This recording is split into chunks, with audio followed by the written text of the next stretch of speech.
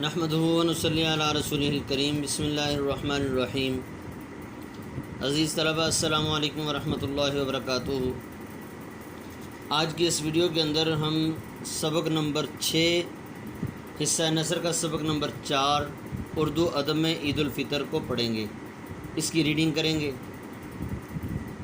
اردو ادب میں عید الفطر مطلب یہ ہے کہ اردو لٹریچر کے اندر عید الفطر کا کیا درجہ ہے۔ اس سبق کے اندر یہ بتایا جائے گا کہ پہلے زمانے میں جب غزلیں شعراء حضرات کہتے تھے تو اس میں صرف عید کو ہی موضوع بنایا جاتا تھا، عید کے موضوع کو ہی بیان کیا جاتا تھا، عید کے ٹاپک پر ہی اشعار کہے جاتے تھے۔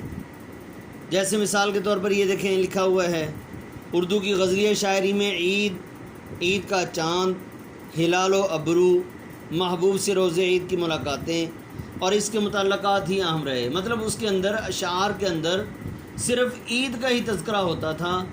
مثلا کسی شاعر نے یہ بیان کر دیا کہ عید والے دن محبوب کا رویہ کیسا تھا، کسی شاعر نے یہ بیان کر دیا کہ عید والے دن محبوب کس انداز سے ملا تھا، کسی شاعر نے یہ بیان کر دیا کہ کاش جو ہے وہ عید کے دن محبوب مجھ سے ملاقات کرتا، اس کا محبوب نہیں ہے۔ کسی شاعر نے یہ تذکرہ کر دیا کہ محبوب ہے سرے سے نہیں ہے، کاش اس کا کوئی محبوب ہوتا تو اس کے ساتھ عید گزارتا۔ اب یہ عید کے دن کی ہی سارے کے سارے تذکرے ہو رہے ہیں۔ لیکن جب 1857 کی جنگ آزادی ہوئی تو اس جنگ آزادی کے اندر مسلمانوں کو بہت زیادہ نقصان ہوا۔ انگریز نے بر صغیر میں وہ تباہی مچائی کہ جو ناقابل بیان ہے، ناقابل برداشت ہے۔ بہت زیادہ مسلمانوں کو نقصان ہوا، جانی بھی اور مالی بھی۔ اور شعراء جن کا مرکز دلی ہوا کرتا تھا، تو شعراء نے چونکہ اس وقت بادشاہ جو تھا وہ بہادر شاہ ظفر تھا، اور بہادر شاہ ظفر یہ مغلیہ خاندان کا یہ آخری سرتاج، آخری بادشاہ ہے۔ جیسا کہ آپ نے 9th کے اندر پڑھ لیا ہوگا بہادر شاہ ظفر کی غزل کے اندر کہ اس نے جو ہے اس کو کس طریقے سے اذیت دی گئی اور پھر کس طریقے سے اس کے ساتھ، اس کے بچوں کے ساتھ، اس کے خاندان کے ساتھ رویہ کیا گیا، اور پھر مسلمانوں کو۔ تو شعراء کا اصل مرکز جو تھا وہ دلی ہوا کرتا تھا۔ لیکن جس وقت بہادر شاہ ظفر چونکہ بادشاہ تھا، بادشاہ بھی ظاہری بات ہے دلی کے اندر ہی زیادہ رہا کرتا تھا، تو اس اعتبار سے جب شعراء کو اس اعتبار سے مشکل پیش آئی، انگریز نے دلی کے اندر تہلکہ مچایا اور بربادی شروع کی، تو شعراء جو ہیں یہ مختلف اطراف میں پھیل گئے۔ ان کو مجبوراً چاروں ناچار یعنی مجبور ہو کر ان کو جو ہے وہ دوسرے شہروں کا رخ کرنا پڑا۔ کوئی لکھنؤ چلا گیا، کوئی فیض آباد چلا گیا، کوئی کہاں چلا گیا، کوئی ممبئی چلا گیا۔ تو اس اعتبار سے مختلف۔ اب جہاں پر مرکز تھا شعراء کا، جہاں پر ہر وقت ادبی مجلسیں لگا کرتی تھیں، تو دوسرے شہروں کے اندر جا کر وہ مجلسیں وہ جو شعراء کی مجلسیں تھیں اور مشاعرے جو ہوتے تھے شعراء کے آپس میں، وہ ختم ہو گئے، ان کو وہ رونق نہیں مل رہی تھی۔ تو اس اعتبار سے اس سبق کے اندر یہ بتایا جائے گا، بتانا یہ چاہتا ہوں عزیز طلبہ کہ اس شعر کے 1857 کی جنگ آزادی کے بعد شعراء نے صرف عید کو ہی مرکز نہیں بنا لیا، عید کو ہی اپنا موضوع کا، اپنے کلام کا مرکز نہیں بنایا، کلام کی وجہ نہیں بنائی، بلکہ ہر چیز کو عید کے ساتھ ساتھ بیان کرنے لگ گئے۔ مثلا پہلے یہ ہوتا تھا کہ جیسے یہ دیکھیں آپ کے آگے چیپٹر کے اندر لکھا ہوا ہے کہ بھئی دو لوگوں کی عید کیسے گزرتی ہے، بڑوں کی عید کیسے گزرتی ہے، چھوٹوں کی عید کیسے گزرتی ہے، ترکن ماما نکرانی کی عید کیسے گزرے گی۔ ایک عید جب آ جاتی ہے پھر لوگ قرض لیتے ہیں، اب یہ سارے تذکرے ہو رہے ہیں۔ لیکن 1857 کی جنگ آزادی کے بعد اردو شاعری کے اندر وسعت پیدا ہو گئی۔ اب اس کے اندر کسی شاعر نے اپنے شہر کا تذکرہ کیا، اب وسعت اس طرح سے پیدا ہوگی، پھیلاؤ آ گیا کہ صرف ایک ہی ٹاپک کو مختلف انداز سے بیان نہیں کیا جانے لگا، بلکہ کسی آدمی کو کسی انداز سے بھی اس کو ٹھیس پہنچی، یا اس کو دلی طور پر کوئی تکلیف ہوئی، یا اس کو کسی نہ کسی طریقے سے کوئی سوگ پہنچا، یا اس کو کوئی نہ کوئی پریشانی لاحق ہوئی، یا کسی نہ کسی طرح سے وہ غم میں مبتلا ہوا، چاہے وہ گھریلو انداز سے ہو، چاہے وہ دوست کی طرف سے ہو، چاہے وہ کاروباری معاملات میں ہو، چاہے وہ شہر کے اندر ہو، چاہے وہ ملکی حالات ہوں، چاہے بیماری کے اعتبار سے ہوں، چاہے صحت کے اعتبار سے کوئی خوشی ہو، ہر موضوع کو اشعار نے اپنے کلام کا موضوع بنایا اور انہوں نے اشعار کہنے شروع کر دیے۔ اب آپ نے دیکھا ہوگا کہ بعض دفعہ اب شعراء کی عادت یہ ہے کہ جب اشعار کہنے لگتے ہیں، کہیں پر محبوب کے کان کا تذکرہ ہو رہا ہے، کہیں پر محبوب کی آنکھوں کا تذکرہ ہو رہا ہے، کہیں محبوب کے ہونٹوں کا تذکرہ ہو رہا ہے، کہیں محبوب کی باتوں کا تذکرہ ہو رہا ہے، کہیں پر محبوب کی زلفوں کا تذکرہ ہو رہا ہے، محبوب کی چال کا تذکرہ ہو رہا ہے، محبوب کے لمبے قد کا تذکرہ ہو رہا ہے۔ اب یہ کیا ہے؟ 1857 سے پہلے یہ تذکرے نہیں ہوا کرتے تھے اشعار کے اندر۔ 1857 کے بعد محبوب کے بارے میں بھی اور مختلف طرح سے اشعار کے اندر تذکرے ہونے لگے، تو یہ اسی سبق کے اندر یہی چیز بتائی گئی ہے۔ دیکھیں ہم ریڈنگ کرتے ہیں۔ اردو کی غزلیہ شاعری میں عید کا چاند، ہلال کہتے ہیں پہلی رات کا چاند۔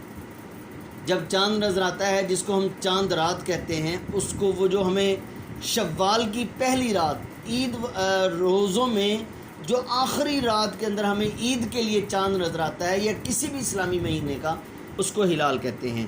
جیسا کہ آپ نے دیکھا ہوگا ڈاکٹرز کی وین، ڈاکٹرز کی گاڑی ہو، اور یا پھر وہ اپنی علامت ظاہر کرنا چاہتا ہو کہ میں ڈاکٹر ہوں، یا پھر وہ ایمبولینس کوئی ہو تو پھر اس کے پیچھے ریڈ کلر کا جو بنا ہوتا ہے، ایک چاند سا بنا ہوتا ہے، اس کے اوپر لکھا ہوتا ہے ہلال۔ تو ہلال کا معنی وہ باریک سے چاند اسی وجہ سے بنایا ہوتا ہے کہ اس کا معنی ہوتا ہے پہلی رات کا چاند۔ ابرو، آئی بروز کو کہتے ہیں، بھاویں۔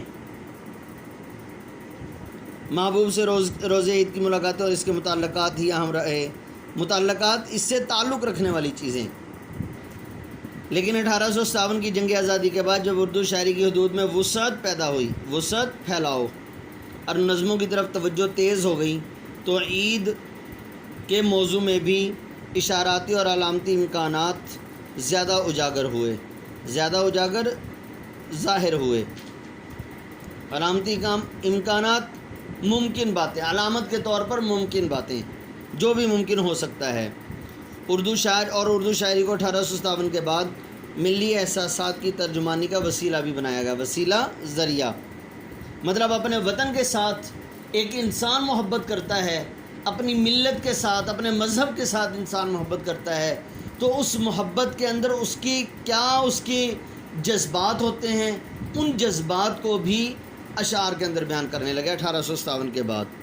اور اسی طرح مسلمانوں کی فکری زندگی کے خط و خال نقوش کو کہتے ہیں۔ اردو ادب میں اسلامی اقدار و روایت کی پاسداری کے عمل کو شدید سے شدید تر کر دیا۔ عید الفطر پر نظموں کی کثرت کا سبب بھی یہی ہے، اور شعراء ادباء نے جب تخلیقی جوہر کے حوالے سے ان افکار کی پیشکش کا سامان مہیا فراہم کیا تو یہ موضوع کئی جہتوں میں پھیل گیا۔ تخلیقی جوہر، اپنی لکھنے کی خوبی، مطلب تخلیق کہتے ہیں پیدا کرنا، اپنی صلاحیتوں کے ذریعے سے اشعار لکھنا، اور پھر لوگوں سے تعریف حاصل کرنا، اور لوگوں کے اندر ایسا کلام پیش کرنا لوگوں کے سامنے کہ لوگ واہ واہ کرنے پر مجبور ہو جائیں، اس کو کہتے ہیں تخلیقی جوہر۔ عید الفطر پر نظموں کی کثرت کا سبب بھی یہی ہے، اور شعراء اور ادباء نے جب تخلیقی جوہر کے حوالے سے افکار کی پیشکش کا سامان فراہم کیا تو یہ موضوع کئی جہتوں اطراف ہوگا، اس کا معنی پھیل گیا۔ عید کو محض خوشی یا عید کے چاند کو محض سال میں ایک بار جھلک دکھا کر غائب ہونے کے حوالے سے دیکھنے کی بجائے اسے مسلمانوں کی تہذیب اور فکری زندگی کے وسیع تر جغرافیے سے ملا دیا۔ مطلب یہ ہے کہ عید کو صرف خوشی پر منحصر نہیں کیا گیا کہ سال میں چاند ایک بار آتا ہے اور آ کر اپنی شکل دکھا کر چلا جاتا ہے، جس کو کہا جاتا ہے معمولی جھلک۔ اب 29 دن یا 30 دن روزے رکھنے کے بعد سخت گرمی کے روزے رکھیں، روزے رکھنے کے بعد مسلمانوں کے اندر جو ہے وہ اب جب عید آتی ہے کیا جذبات ہوتے ہیں، صرف اس کو نہیں بیان کیا گیا بلکہ اس کے اندر مسلمانوں کی تہذیبی اور فکری جذبات، یعنی تہذیب کے اعتبار سے، ان کے رسم و رواج کے اعتبار سے ان کے کیا جذبات ہوتے ہیں، اشعار کو اس کے اندر بھی ذرا وسیع کر دیا گیا، پھیلا دیا گیا ہے۔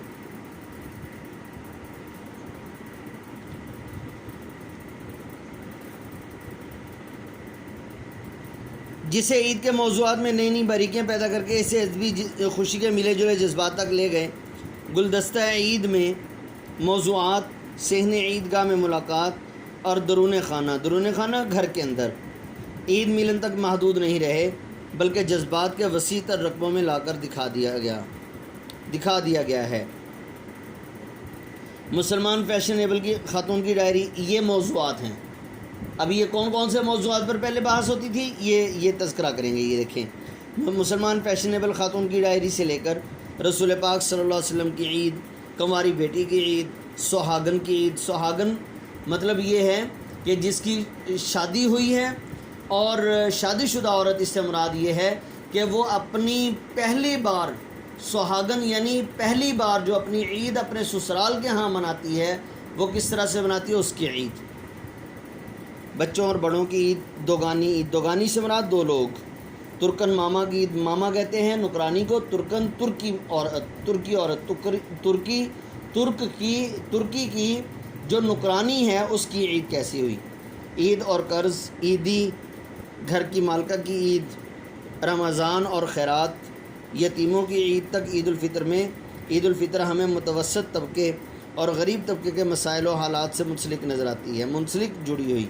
متوسط طبقہ، درمیانہ طبقہ، ایک ہے بالکل لو قسم کا، جو جھونپڑیوں والے اور غریب طبقہ جو ہوتا ہے، بیچارے مانگنے والے اور جھونپڑیوں والے اور یتیم لوگ جو ہیں، بالکل بھی ان کا کوئی پرسان حال نہیں، اور کس طرح سے عید بسر کرتے ہیں۔ ایک تو وہ طبقہ ہو گیا، ایک ہے درمیانہ سا طبقہ، مطلب یہ ہے کہ کچھ قرض پکڑ لیا پھر بعد میں اتار دیا، یا ان کے پاس صرف عید کے کپڑے اور عید کی جوتے وغیرہ اور اپنے بچوں کا خرچہ کرنے کے لیے ہے، وافر مقدار میں کوئی نہیں۔ اور ایک ہے ہائی سٹینڈرڈ کے لوگ، جو کاروں، کوٹھیوں اور بنگلوں والے لوگ ہیں، یہ جو ہے یہ ان کو کوئی مسائل نہیں ہوتے عید کے موقع پر، صرف غریب طبقہ اور متوسط طبقہ۔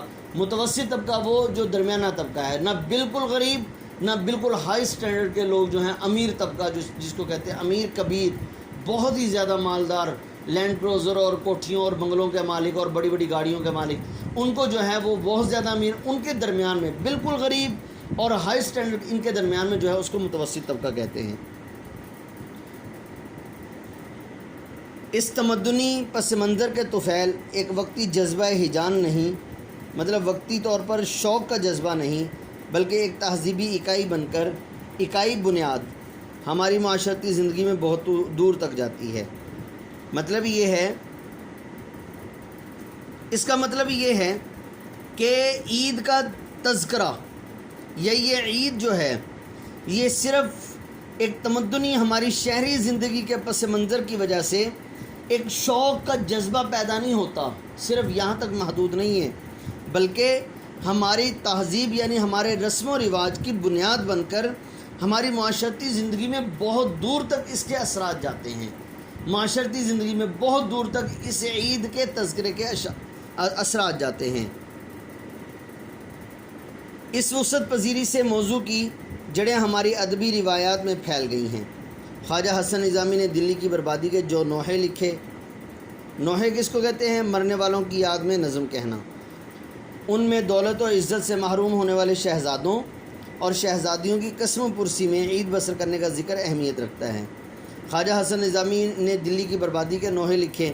اب نوحوں کے اندر یعنی اشعار اور نظمیں وغیرہ لکھی ہیں، اور نوحے لکھے ہیں کہ اس کے اندر دلی کی بربادی کا تذکرہ کیا، جیسا کہ میں نے آپ کو بتایا 1857 کی جنگ آزادی میں انگریز نے دلی میں جو تہلکہ مچایا وہ ناقابل بیان ہے وہ۔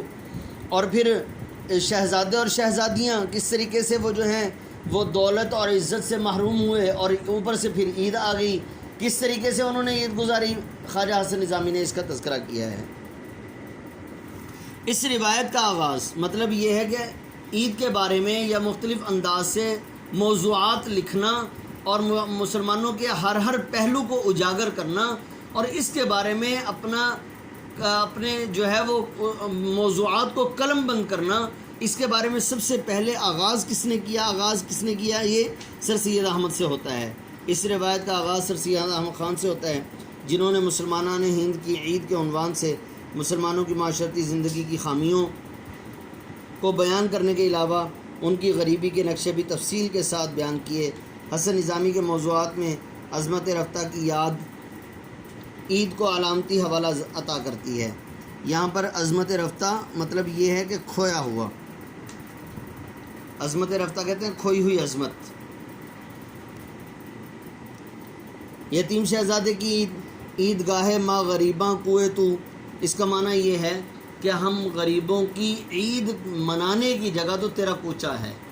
عید گاہ ماں غریباں کوئے تو، ماں غریباں ہم غریبوں کی، عید گاہ عید منانے کی جگہ، کوئے تو تیرا کوچہ ہے، ہم غریبوں کے عید منانے کی جگہ تیرا کوچہ ہے۔ یہ ایک موضوع ہے۔ یہ عید گاہ ماں غریباں کوئے تو دینی جذبے کی شدت اور مذہبی امور سے گہری وابستگی کو ظاہر کرتے ہیں۔